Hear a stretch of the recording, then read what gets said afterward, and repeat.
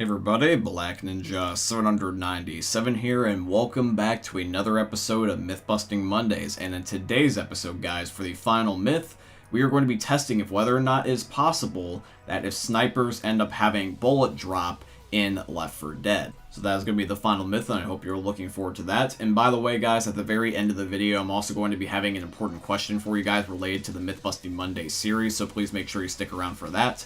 But other than that, guys, I hope you end up enjoying this week's episode of Myth-Busting Mondays. Myth: are there 4 different ending cutscenes on The Last Stand? Alrighty, guys, so myth number 1 is going to be submitted in by Bursco. So this one's pretty straightforward. We're just going to have to beat The Last Stand multiple times and hope that we can end up getting different cutscenes. Supposedly, there is going to be up to 4 different ones. Now, I've definitely seen more than one. I've seen up to 2 or 3, but I don't recall seeing a 4th one, and that's what we're going to try to be looking for. We're going to see if we can try to get 4 different ones, even if they're subtle. It might be an angle difference, it might be a different view of the entire map. Like, for example, this one right here is one that I end up getting probably the second most frequently, which is just going to be the view of the Last Stand Lighthouse, but I have seen some other ones. Now, the question to ask is, are these random? Are we able to trigger these by doing a certain thing within the game? Is this something that the director determines and we cannot change it ourselves? Well, that is something I'm going to answer for you, my friends. When it comes to these cutscenes that happen at the end of The Last Stand, there is a method to the madness. You can trigger certain cutscenes via certain actions that you do in the game. They're not determined by the director. And the way you do this is simply by changing the difficulty. Easy mode, normal mode, advanced mode, and expert mode all have their own ending cutscene. And it doesn't matter how well you do, it just matters what game mode difficulty you play on. Here's going to be all the different cutscenes for The Last Stand. This one's for easy mode. The next one here is going to end up being for normal mode, which is why it's one of my most common. The next one is going to end up being on advanced mode, which is where you're starting to get into the more uncommon ones. And then finally, this is the one for expert mode, which is probably the least common because The Last Stand can be hard at times. And as you guys saw, there was indeed 4 different ending cutscenes, one for each difficulty, which means myth number 1 is confirmed. All you gotta do is just pick the game mode difficulty that you want. Myth: can you sneak up on a tank and kill him before he sees you? Alrighty, guys, the next myth is submitted in by Caitlin Burton.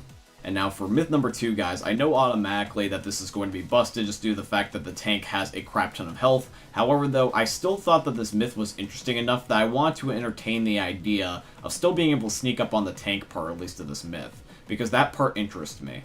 There is certain spawns for the tank in Left 4 Dead where he can end up spawning where you can see his ligaments, like his arms sticking out, but since his eyes are technically not able to see you, he cannot end up attacking you, and you can get sometimes really close to him. Like, for example, in this clip where me and Globbersko go underneath of the staircase where he is. So at first we thought that it might be proximity based, but it really isn't. It's more rather based off of eye level. Is the tank's eyes able to see you within his line of sight? If he can't, then he won't attack you.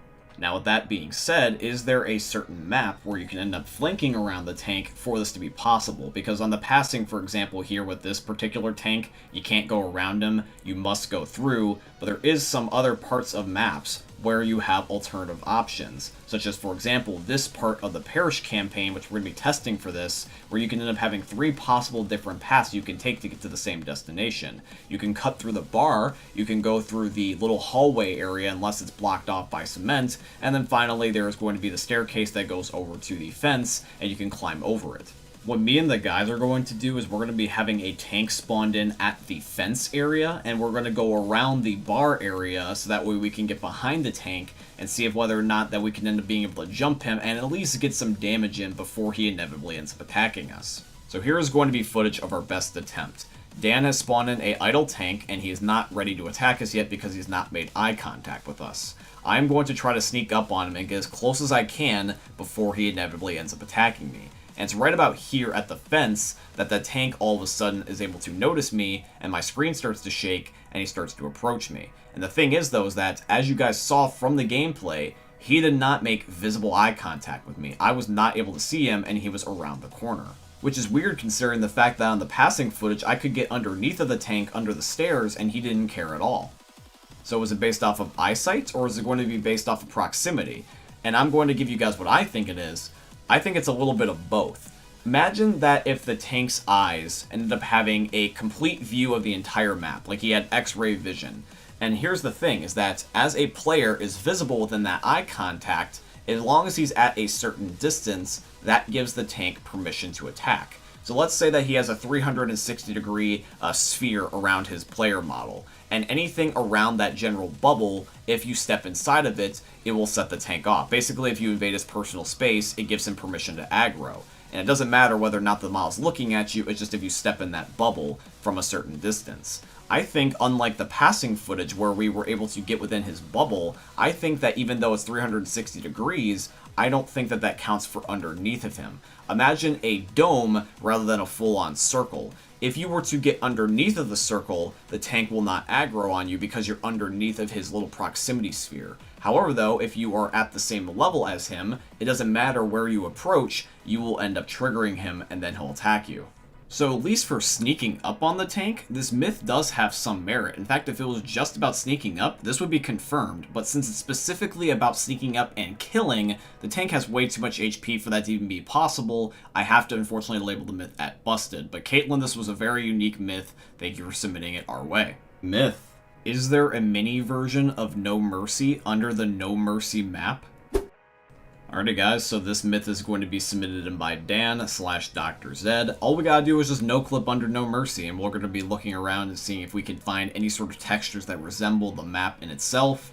I am underneath of Chapter 3 right now specifically. I'm looking around, I mostly just end up seeing the top half of the map, but maybe I have to look a little bit deeper. In fact, actually I have to look to the very, very bottom of the map, where indeed I find a miniature version of No Mercy. So now I feel like Godzilla looking at this in comparison to the normal map that I'm used to looking at. But yeah, you can end up seeing the hospital, you can see the buildings nearby, you can see a mini version as if you were playing it like on a board game or something. So myth number 3 is indeed confirmed. There is a mini version of No Mercy under the actual No Mercy map. Myth: does wall hopping as a hunter increase pounce damage without the need for high ground? Alrighty guys, myth number 4 is going to be submitted in by Zaku. Now, what is exactly wall hopping in Left 4 Dead? Well, it's a mechanic that the hunter can do where he uses the map to parkour off of and be able to pounce you to get hopefully a higher damage pounce, allowing him to kill you quicker. So the further that the hunter has to jump in order to be able to reach you, he is gaining more and more momentum. He's using inertia in his favor and basically making his body a flying projectile and using the force of gravity to also kill you in addition to his claws. In fact, actually, fun fact for you guys, for anybody that's not played Left 4 Dead 1, in Left 4 Dead 1, the hunter had unlimited pounce damage, so hypothetically, in a perfect situation, if he was able to get a really far pounce, he could just crush you with his entire body and one-shot kill you. Now, the maximum damage that a hunter can do in Left 4 Dead 2 is up to 25, but it's still a really decent amount of damage, and what we're trying to do is take advantage of that damage. When you end up wall hopping in the game, you're essentially tricking the game into thinking that you're traveling more distance than you actually are. You're kind of just bouncing back and forth between small spaces, and so when you land on somebody, you have a lot more damage when you finally end up jumping on them. Now pay attention closely to these two different clips, guys, because if you blink, you'll miss it. This is going to end up being the first clip where it's a control test. Dan's just going to pounce Globbersko normally without wall hopping. And then the second clip, he is going to wall hop, and even though we're standing at the exact same distance, you will see that the damage number ends up going up from Dan doing damage to Globbersko. This is something that is very easy to miss, and in fact we did end up missing it. I only noticed it when I was editing this video. I had a feeling that I was missing something, so I went back in the footage and I ended up realizing that even though we're standing at the exact same distance, by Dan just jumping a tiny little bit to end up doing the wall hop, it gave a little bit more damage. So if a player stands in the exact same place and the only changing difference in the situation is whether or not you wall hop or not as a hunter, you will do slightly more damage, which means that you don't have to end up being on an elevated surface or having the high ground in order to end up increasing your damage output. All you gotta do is just be good at parkour. So despite initially labeling this myth at busted because I didn't notice this tiny little detail, I am now going to label the myth as confirmed and say that if you do wall hop as a hunter, you can indeed increase your damage without the need of high ground. Now keep in mind is that this particular strategy is something that is not in my realm of expertise. I really don't play a lot of verses, and nor do I end up doing this strategy. However, though, I am more than happy to end up having some constructive criticism if you guys know more about this strategy and would like to inform me on something. Alright everybody, now we're moving on to the final myth, and once again is going to be, do snipers have bullet drop in Left 4 Dead? Let's hop over to the testing grounds and see if whether or not that this is true. Myth: Do snipers have damage / bullet fall off in Left 4 Dead 2? Alrighty guys, the last myth is going to be submitted in by Tyler. Now the way that we're going to be testing this is we are going on Chapter 2 of Hard Rain.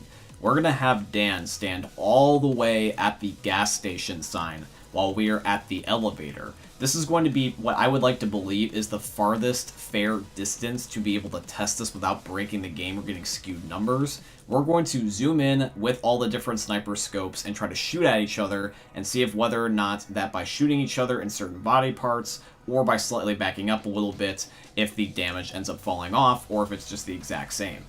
So first up is going to be the military sniper. Now I am shooting at Dan, and as you guys can see based off his health bar, that when I hit him, he is losing 3 health at a time. And the same thing happens when he ends up shooting at me, and also at Glabursko. And now with Glabursko right next to me, he's going to shoot me, and it's the exact same damage at 3, just like how Dan was shooting at me from all the way back there. Next up, we're going to be trying the hunting rifle. Now, even though it's a little bit hard to end up shooting each other because there's some flinch in this game, if I end up hitting Dan with the hunting rifle, the exact same thing happens. It's once again 3 damage, and when Glabursko shoots me at pretty close, he's also going to give me 3 damage. Now we're moving on to the scout rifle, which is going to once again be at, you guessed it, 3 damage. And it doesn't matter whether or not that I shoot Dan all the way at the gas station, or if whether or not that Glabursko shoots me at point blank range, the damage is once again still at 3. Now this is where things get slightly different is with the op. Even though the op is pretty similar to most of the other sniper rifles, the only slight difference is that the op will do 4 damage at distance instead of 3. Because when you see Dan's at 36 HP here, if I go to shoot him, he goes down by 4 instead of 3 increments at a time. And once again, it doesn't matter how far away you are, it is going to be the exact same damage number whether you're far away or if you were up close. So I believe all the sniper rifles are going to be hit scan weapons, which means that there's no bullet or damage fall off whatsoever on them, which means that the final myth of today's episode is busted. The sniper rifles will do the exact same damage no matter where you shoot somebody, how far away you shoot somebody, or whether or not that you aim down sights or no scope them or not. All the sniper rifles will do 3 damage and the op will end up doing 4 damage every single time that you shoot at something, regardless of what you do.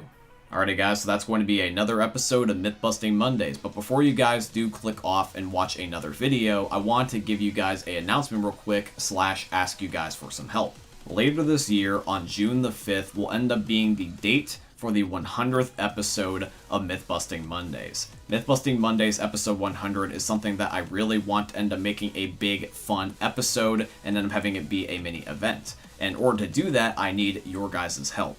I need you guys months in advance to submit some of your most craziest and ludicrous and fun myths yet. You can end up doing this on any of the episodes from now up until going forward, but please do clarify that if you want to save it for episode 100, otherwise I'll just use them on a week-to-week basis. Submit as many as you would like. You can submit them for both Left 4 Dead and Back 4 Blood, because I will be bringing Back 4 Blood back for at least the 100th episode. You can submit them via the YouTube comments down below, or you guys can also put them in the Myth-Busting Mondays tab that I have within my Discord server, which is going to be linked down below in the description. So once again, submit any myth that you want. You can submit it on both Left 4 Dead and Back 4 Blood. You can submit your myths via the YouTube comments and or the Discord server, once again linked down below in the description. And if you guys want to have a certain myth be in episode 100, please end up somewhere in your comments putting the hashtag MythBustingMondays episode 100. I have many Left 4 Dead videos coming up in the next few weeks that I think you guys are truly going to end up enjoying, and